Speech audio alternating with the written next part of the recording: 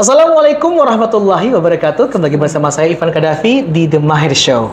Seperti biasa, The Mahir Show selalu menghadirkan bintang tamu yang spektakuler dan inspiratif. Inilah dia, The Mahir Show untuk Anda.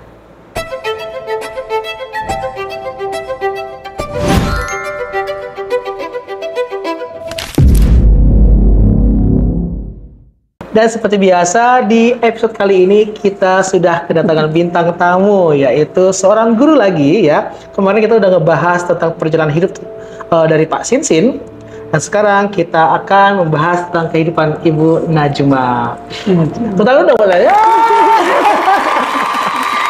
Apa kabar Bu Najma? Alhamdulillah sehat. Terima kasih. Sehat ya. Kami juga terima kasih sudah berhasil mengundang Ibu Najma ke studio SIM TV karena mengundang Ibu Najma ini susah banget karena waktunya sangat padat dari pagi sampai sore selalu ngajar dan dapat waktunya hari Senin ini dan jam 4 sore. Jadi ya gimana lagi, namanya juga orang sibuk ya kan. Bu Najma gimana nih sehari-harinya, sehat ya? Alhamdulillah sehat. Mohon maaf sebelumnya, mungkin dari kemarin Pak Ivan minta waktu ya.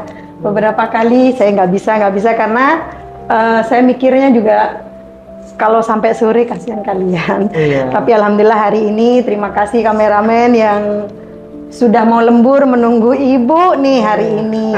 Karena hari ini alhamdulillah jam 4 selesai seperti itu. Terima kasih Bu Najma. Dan nih Bu Najma, by the way ya, sekarang ini megang kelas berapa aja ngajarnya? Saya sekarang pegang guru kelas. Sertifikasinya kita kan guru kelas. Guru kelas pegang kelas 1. Untuk kelas lain biasa ya SLN borongan. Saya ngajar di SMP dan SMA itu pelajaran PAI sesuai dengan jurusan SPDI-nya. SPDI-nya. Masya Allah. Terus kalau di SD kelas berapa? Kelas 1. Kelas 1 yang SD. Kelas 1 yang kelas siang. Kelas siang. Kelas 1 luar biasa. Wah itu dia ya, jadi benar-benar setiap guru SEL itu pasti kita itu borongan ya, multi subjek dan semua wajib bisa. Dan alhamdulillah kita selama saya mungkin udah 16 tahun Bu Najma menjadi guru. Kalau Bu Najma berapa tahun? Saya 17 ya di SLN. Saya mulai masuk di 2008 bulan Juli. Oh, berarti kan 2009 ya. Iya, berarti saya 16, Ibu 17 ya, tahun. 17. Nah, Bu Najma ini ya, by the way, ngomong-ngomong tentang jadi guru, Bu Najma bisa nggak sih ceritain dong awal mulanya jadi guru di SYN itu kayak apa? Wah, ini sebenarnya cerita yang ini ya. Jadi pada intinya, ketika orang itu bilang ketika ke luar negeri, apalagi Saudi, itu pasti ininya TKW. Benar. Nah, kebetulan waktu itu saya belum lulus S1 sudah nikah Pak Ivan. Jadi selesai KKN saya nikah. Belum selesai itu skripsi. Akhirnya dengan dorongan dari keluarga ya, selesaikan skripsinya. Alhamdulillah selesai dan niat kesini itu ya karena suami udah di sini ya. Oh, jadi Bapak duluan? Iya, udah lebih dulu beliaunya ini. Pas mau kesini itu niat saya itu awalnya mau kuliah Pak Ivan. Mau kuliah di Ummul Qura. Oh, Masya Allah. Cita-citanya emang awal sebelum lulus itu dosen saya menawarkan, Dok kamu mau kemana? Mau ke Mekah Pak gitu kan. Terus ke Mekah ikut suaminya apa udah ceritalah begini-begini. Bapak inilah yang membantu saya menerjemahkan ijazah. Ijazah saya, transkrip nilai semua diterjemahkan. Oh, jadi benar niat banget ya? Niat, sudah bismillah mau ke Ummul Qura. Nah, setelah sampai di Mekah, kebetulan suami kenal dengan Ustadz Salim Wagdan. Memang saya ingat itu Pak Ivan ya.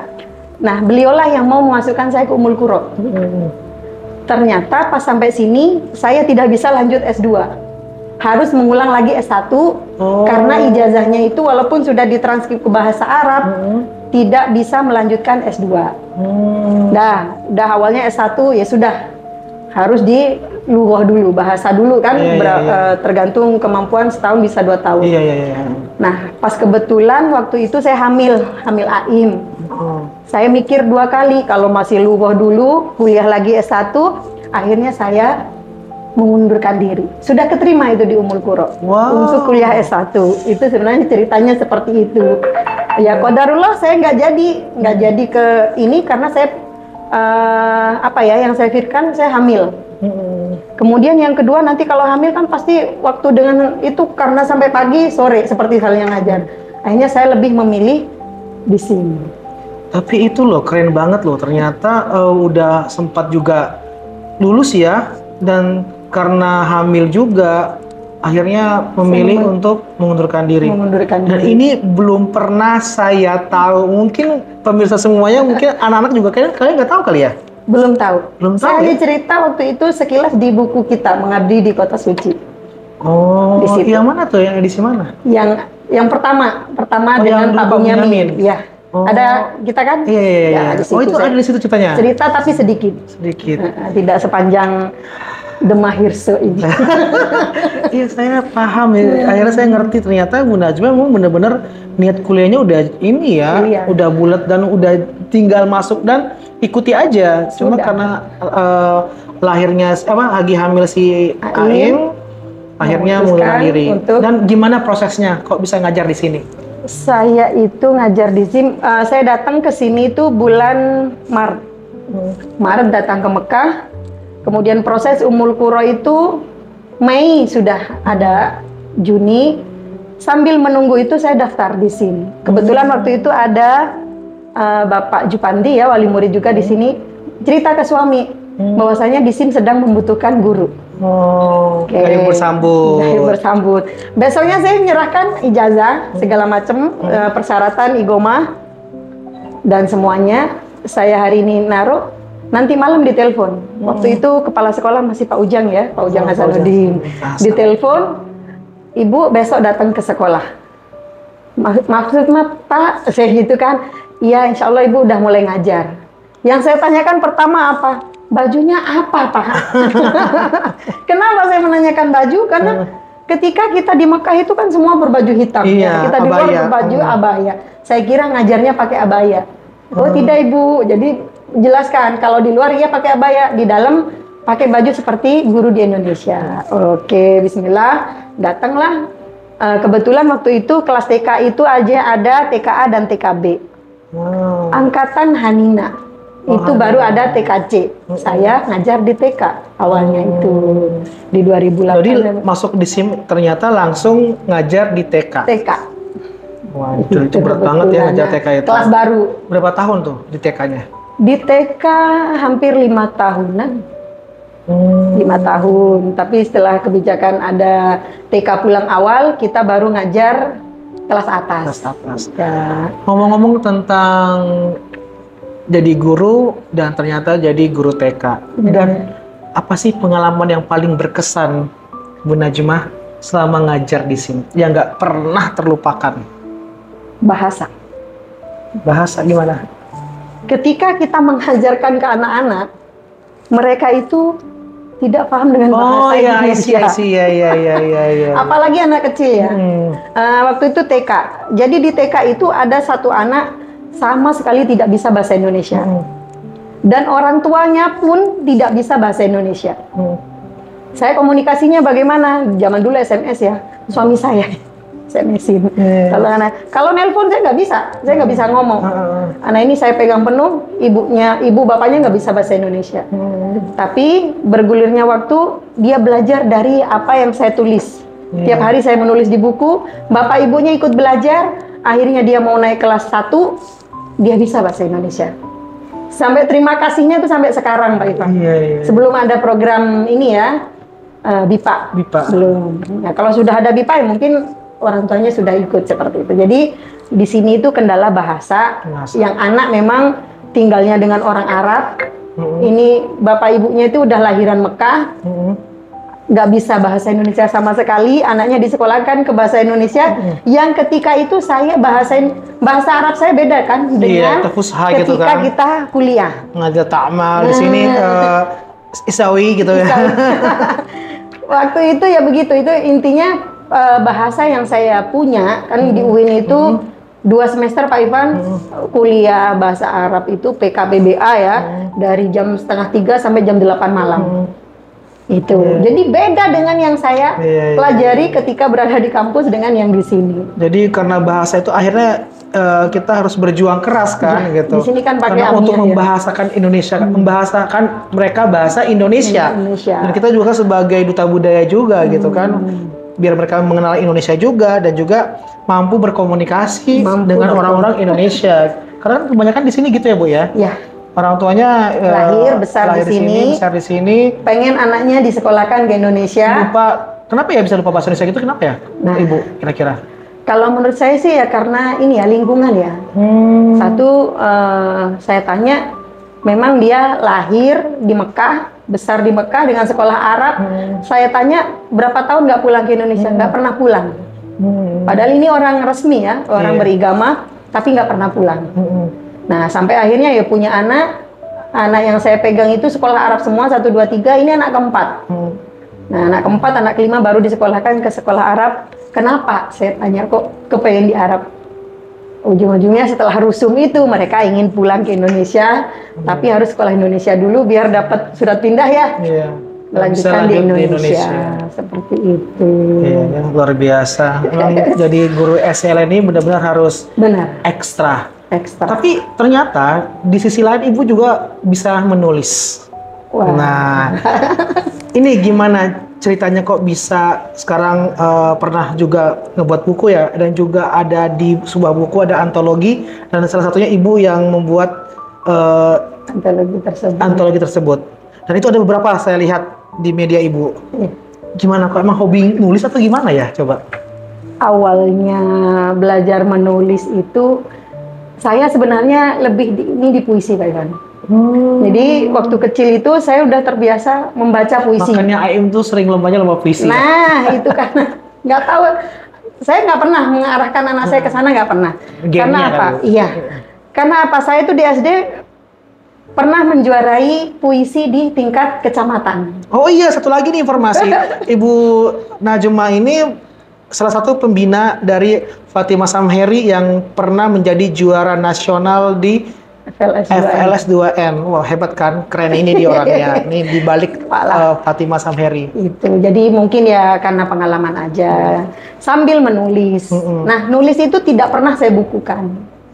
Belum tahu caranya, ya namanya tinggal di desa ya. Belum tahu caranya untuk membukukan karya yang sudah saya tulis itu. Gitu. Jadi saya itu hanya membaca, pernah di tingkat kelas pun saya pernah juara 1 ya, ingat saya Bapak Safik, saya gitu untuk mewakili kelas.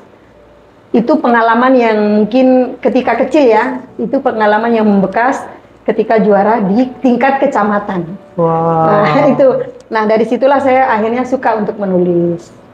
Saya kira Ibu Najma itu membina puisi itu cuma karena ya udah milih Bu Najma aja. Ternyata emang mungkin yang milih ataupun yang dulu membagikan pembina lomba, saya kira ya gitu aja. Ternyata emang ada basic juga ya. Oh, saya nggak pernah bilang di sini. Oh iya? Saya tidak pernah bilang saya pernah juara seperti itu, nggak pernah. Hanya baru di ketika itu dikasih aja sama Pak Bun. Nah, zaman Pak Bun, Bu Alis, saya dikasih untuk ngebina. Jadi ini eksklusif nih, Ibu cerita di SIM TV nih, di The Mahir Show. Iya. Allah. Saya ceritanya di antologi. Kayaknya kita ini baru bener-bener ini dong. Saya juga, ya kita kan saya 16 tahun loh sama Ibu Najma kan. Ya, saya nggak pernah tahu cerita ini. Dan baru ini dibuka dan dibongkar langsung live di The Mahir Show ya ternyata. Dan kita jadi ngerti banget ternyata perjuangan Ibu Najma itu sebagai seniman puisi dan juga ternyata membuat karya antologi. Judulnya apa aja Ibu? Yang Ibu ingat? Judul antologi udah banyak ya. Saya ada berapa sih kira-kira? Lebih 100. Oh iya? Ya, sudah lebih. Kenapa sih kalau kita nggak pernah ditunjukin di sekolah? Ini di mana karya itu ada? Karya itu ada di Indonesia. Jadi begini, ketika ada event-event menulis, saya mulai merambah di situ ketika saya pandemi. Di pandemi itulah saya coba mengikuti event-event seperti itu. Nah, kebetulan setelah putri saya meninggal, saya buat sebuah buku yang memang menurut saya itu dari hati. Saya buat antologi, yang satu saya buat puisi. Itu diterbitkan Babat Bumi ya. Kemudian saya kemarin bikin ini lagi penerbit. Saya kadang lupa ya penerbitnya. Dapat juara 1. Tapi kalau puisi Pak Ivan, kalau antologi itu memang harus dari hati ya. Kita menulis itu, saya waktu itu yang dapat penghargaan, saya hanya bikin cerita fiksi gitu ya, non fiksi tentang ibuku masih gadis. Nah itu yang 2 kali saya rombak itu, itulah yang menjadi juara di event apa ya, satunya di Bandung, itu penerbit di Bandung. Iya. Judulnya juga keren, Ibuku Masih Gadis. Jadi masih gadis. Iya. Dan penasaran banget sih dengan karya-karya ibu. Gini, soalnya gini Bu ya, kakak saya pribadi, saya punya karya kan, saya punya lagu, saya punya film, dan saya tunjukkan itu di di media sosial saya. Dan kebetulan saya emang orangnya suka show dong, karena kan memang karya kan, kita ngebuat karya buat apa kalau nggak orang menyaksikan gitu kan, apalagi saya film dan video dan lagu-lagu. Ibu karyanya kita nggak tahu loh Bu gitu loh, dan ini baru tahu di sini udah 100 karya ternyata. Motivasinya apa? Kenapa nggak di show sama kita ataupun ditunjukin? Waktu itu saya pernah waktu bikin antologi apa ya, sama puisi, yang megang media kalau nggak salah waktu Bu Imas ya. Pernah di media SIM, Bu Najma menerbitkan antologi begitu. Pernah 1 kali. Karena saya emang ikut event seperti itu Pak Ivan, kalau nggak bareng dengan guru-guru mereka nggak tahu. Udahlah, seini saya. Kadang suami saya pun nggak tahu Pak Ivan. Pas waktu pulang kemarin, buku itu saya simpan di rumah Umi saya yang ditempatin adik saya. Saya simpannya di situ. Baru kemarin mesen ke adik saya dibungkusin itu buku-buku biar dibawa pulang. Ya, sama suami saya. Terus dia nanya, apa ini? Buku. Tolong catat di situ. Iya. Dia lihat, kamu nulis sebanyak ini, kapan? Itu sampai suami saya pun kadang nanya, kapan kamu nulis seperti itu? Harusnya kan mungkin bisa ditaruh di ini Bu, di perpustakaan kita. Jadi anak-anak bisa ngebaca karya-karya ibu gitu. Kalau nanti pulang gitu. Boleh lah, insya Allah. Ya, kita ya, semua pemirsa Sim TV, kita tunggu nanti buku Bu Najma nanti akan ada di Perpustakaan Sekolah Indonesia Mekah. Bu Najma, ya tadi ngomong tentang antologi Ibu tadi ya. Ibu pernah bercerita tentang ketika kehilangan seorang anak. Dalam perjalanan hidup Ibu itu kan tentu ada ujian berat ya. Salah satunya adalah kehilangan. Setelah kita memelo nih Bu, apa sih Ibu rasain gitu? Diko bilang melo dulu, jadinya pengen nangis kalau saya bilang melo. Oke. Kehilangan itu memang ini ya, kiamat itu kan ada kubro dan sugro. Kemarin saya membahasnya, kebetulan membahas tentang kiamat ini di kelas 9. Putri saya kalau ada sekarang kan kelas 9. Saya cerita ke anak-anak, bahwasanya kiamat sugro, Ibu pernah merasakan ketika Ibu kehilangan teman kalian. Mereka semua nangis, saya nggak mau lihat. Itu apa ya? Kadang kehilangan itu tidak bisa diungkapkan dengan kata-kata. Gitu. Tapi hati ketika ingat ya udah nangis gitu ya. Jadi ya kita harus sabar lah. Insya Allah semua ini ujian dari Allah yang insya Allah kedepannya akan ada yang lebih untuk saya dan keluarga. Bagaimana Ibu menghadapinya? Saya menghadapi kehilangan itu, ya namanya kehilangan ya pasti sakit hati, pasti ya merasa sedih karena ditinggalkan orang yang, apalagi putri saya ini yang dekat sekali dengan saya, gitu kan. Jadi ya kita kembalikan kepada Allah, itu saja udah. Mohon maaf, nggak bisa lebih panjang lagi. Intinya semuanya dikembalikan kepada Allah. Musibah yang saya terima, bukan saya anggap musibah, bukan. Insya Allah ini ujian yang Allah berikan, yang akan mengangkat derajat saya dan keluarga saya. Itu saja. Oke. Mohon maaf. Rasanya.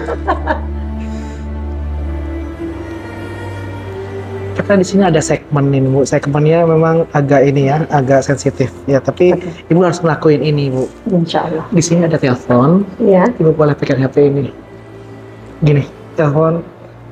Ya, Ibu ngomong sama Ara, seolah-olah ada Ara. Apa sih yang mau ibu sampaikan sama Ara?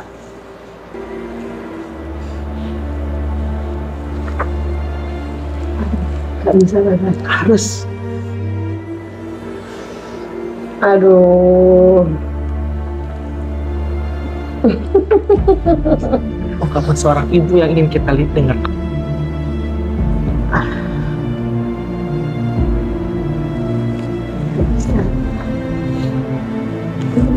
Dua kalimat aja.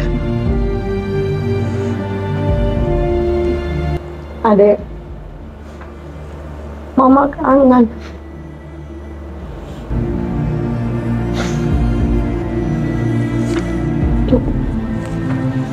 Adek, mama kangen adalah ungkapan seorang ibu yang luar biasa, karena dimanapun juga Ibu Najwa sudah melahirkan dan merawatnya, dan kita semua tahu bagaimana perasaan Ibu Najwa ketika itu, yang benar-benar apa ya, tegar dan luar biasa. Dan saya melihat ibu luar biasa, benar-benar kuat loh. Harus kuat. Apa sih rahasianya? Karena saya udah mengalami itu, Bu. Saya kehilangan seorang ibu dan saya nggak bisa ngapa-ngapain setahun. Tapi itu saya lihat tuh kayak Happy ya? happy dan ikhlasnya luar biasa. Apa sih sebenarnya rahasianya yang ibu apa ya lakukan gitu? Memang ya, musibah ini tidak bisa kita bercerita. Saya hanya bisa menuliskan. Ketika menulis ya udah nulis. Kadang ini udah yang penting cerita gitu. Nah, cerita hati itu saya tidak pernah merangkai dulu ini begini. Enggak, udah kadang nulis aja. Itu saking ininya ya. Tapi suami saya selalu mengatakan jangan diingat-ingat. Karena ketika mengingat itu yang bikin hati kita itu sek gitu ya. Itu lain. Memang anak ya, apalagi adik ini kan anak kedua. Sama seperti halnya saya anak kedua di keluarga saya. Memang anak itu berbeda-beda. Yang ini Masya Allah memang anaknya semangat, cekatan. Bahkan waktu Ramadan masih ikut pesantren kilat. Salat, ya. Dia masih dengan aktifnya seperti itu, bertanya, menjawab. Yang saya ketahui itu setelah anak saya ini nggak ada. Bu Firda lah yang bercerita. Ini videonya, ini fotonya. Bu Firda yang ketika itu ada di situ. Saya nggak ada di situ karena saya jadi pemateri di kelas lain. Di basement, dia masih seperti itu. Bahkan kalau dihitung, itu kira-kira kurang 12 harian ya. Terakhir pesantren kilat itu, dia dengan semangatnya seperti itu. Oh ini terakhir yang dia berikan untuk SIM. Gitu kan? Kalau penghargaan, dia pernah juara 1 ya. Makanya di puisi waktu vlog. Iya, di vlog ya. Ya, itu baru karena cerita vlog ini juara 3 terus puisi. Baru Ara inilah pernah menjuarai itu. Itu dia memang sukanya di situ. Ya, kehilangan ini kan luar biasa Bu sakitnya ya. Tapi ini mempengaruhi nggak sama Ibu dengan cara Ibu mengajar di kelas? Saya sebenarnya kalau di kelas lain enggak ya. Karena bagaimanapun kehilangan satu insya Allah akan tumbuh 1000 gitu kan. Satu tumbuh 1000 insya Allah. Jadi anak-anak itu udah saya ini. Tapi kalau saya masuk di kelas 9, melihat Elma dan Fatimah itu yang paling saya nggak kuat. Saya sering nangis, mana anak ini duduk depan. Saya sampai pernah bilang ke Bu Novi, saya kayaknya mundur deh ngajar di kelas 9 ini. Gitu, ya, nggak apa-apa sih Bu Najwa ngomong aja, kata Bu Ulfa yang lain. Karena saya nggak bisa. Saya keluar pun kadang nangis. Kadang-kadang udah ini, saya pura-pura keluar. Padahal itu nggak ada apa-apa, tanya ke anak kelas 9. Karena si Elma sama Fatimah ini duduknya sama mereka, dekat-dekat. Teman akrab mereka. Oh, teman akrabnya. Jadi apa ya? Dia cocoknya sama ini. Fatimah yang dengan konyolnya seperti itu ya, Elma dengan jahilnya seperti itu membekas di hati anak saya. Permintaan terakhir sebelum saya ke rumah sakit, Pak Ivan, Mama, nanti Lebaran Elma sama Fatimah kesini. Mau Lebaran? Iya. Ya udah nggak apa-apa. Pengennya apa? Mereka suka pedes, mau mukbang mie samyang. Dia udah siapkan nitip ke jamaah umroh ini. Saking ininya ke anak dua ini. Jadi sama-sama suka pedas, sama begitu sampai oh ternyata Lebaran dia nggak ada. Ini mereka suruh ke sini. Gitu Sudah nggak ada lagi ya? Sudah nggak ada. Silakan. Ya begitulah ya pemirsa SIM TV ya, namanya seorang ibu ya benar-benar punya rasa yang beda dengan semua orang, semua kita ya, seorang ayah ya ataupun karena memang ya ibu karena ibu itu yang melahirkannya, darah dagingnya ya Bu ya, jiwa dan raganya, menyusuinya semua ada di diri seorang ibu. Bu, pertanyaan terakhir nih, bukan pertanyaan sih ini sebenarnya. Ibu tolong sampaikan kepada seluruh ibu-ibu yang ada di sana gitu, yang pernah mengalami kehilangan seperti ibu. Bagaimana mereka bisa kuat seperti Ibu Najma, bisa jadi ibu yang ikhlas gitu. Itu saya akan sampaikan ke depan kamera. Jadi seorang ibu tuh harus mengikhlaskan tuh ya sebenarnya ya. Ikhlas kadang bisa kita melihat di wajah kita ikhlas. Tapi kadang di hati itu ada. Yeah. Tapi kembali lagi, Allah itu yang maha sayang. Allah itu insya Allah memberikan yang terbaik lah untuk anak kita. Mungkin Allah mengambil lebih dulu anak saya daripada saya. Ya mungkin itulah Allah cara memuliakan anak saya. Karena saya terakhir itu bermimpi, Masya Allah dia bahagia sekali. Terus saya jadi merinding gitu. Itu saya kalau di Mekah itu saya sering ingat ke mamanya Amirah. Mamanya Amirah adiknya si Syafin. Dia terakhir besok mau meninggal masih voice note saya. Andai HP saya masih ada itu suara itu, Ibu Guru saya masih mau belajar. Nah Amirah sakit, nggak usah. Kata saya udah Ibu Guru ini nanti. Enggak Bu Guru, itu terakhir dia memberikan bacaan surat Al-Alaq kalau nggak salah. Dia memvoice note kan itu terakhir ini. Ternyata dia besoknya dibawa ke rumah sakit meninggal. Nah jadi saya berkaca lagi ke sana, kita harus ikhlas. Ya, jadi seorang ibu kan apa? Kalau kita ikhlas, Allah akan memberikan pahala yang lebih besar kepada kita. Dia tenang di sana. Tapi kalau kita berat memberatkan anak yang sudah Allah lebih sayang beliau ya. Jadi berat juga ke dia, kan kasihan.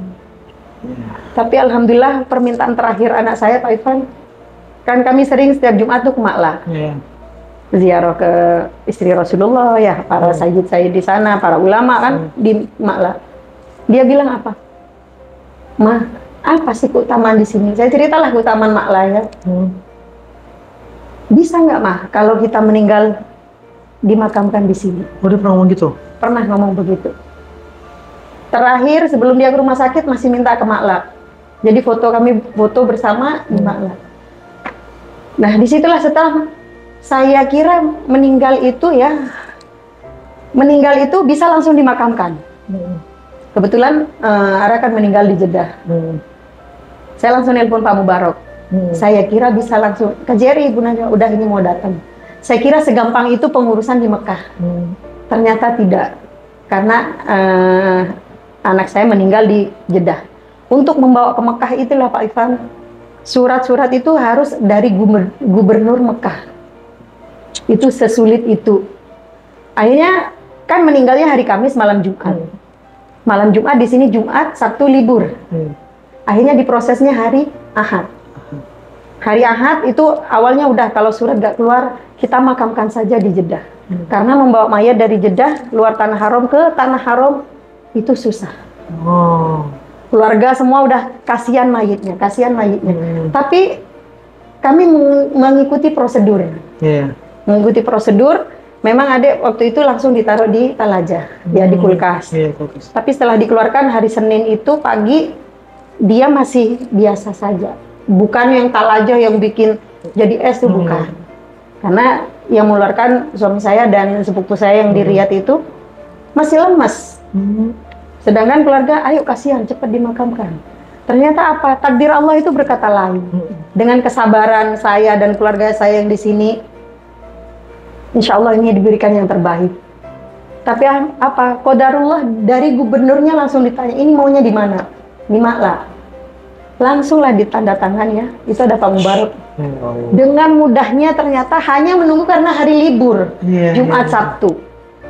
Ahad diproses, hari Senin langsung dikeluarkan di Makla. Nah, di bawahnya Sayyid Muhammad. Masya. Di sebelahnya Kiai Maimun. Itu ulama besar gitu ya. Saya menangis di situ. Oh, ternyata menunggu ini Tuhan Maha. Sabar gitu kan? tadi. Sabar tadi itu. Jadi udahlah, kita kembalikan semua. Siapa sih yang istilahnya dikasih musibah seperti itu yang apa ya? Saya nggak mau harus begini, kan nggak bisa. Nggak mungkin juga saya minta anak saya hidup, kan nggak bisa. Udah takdirnya umur segitu, saya terima, saya dengan sabar, alhamdulillah. Anak saya dikasih di Makla yang semua orang Islam pengen meninggal di situ. Makla. Luar biasa ya kisah ini ya. Ini juga yang baru Pak Ivan tahu.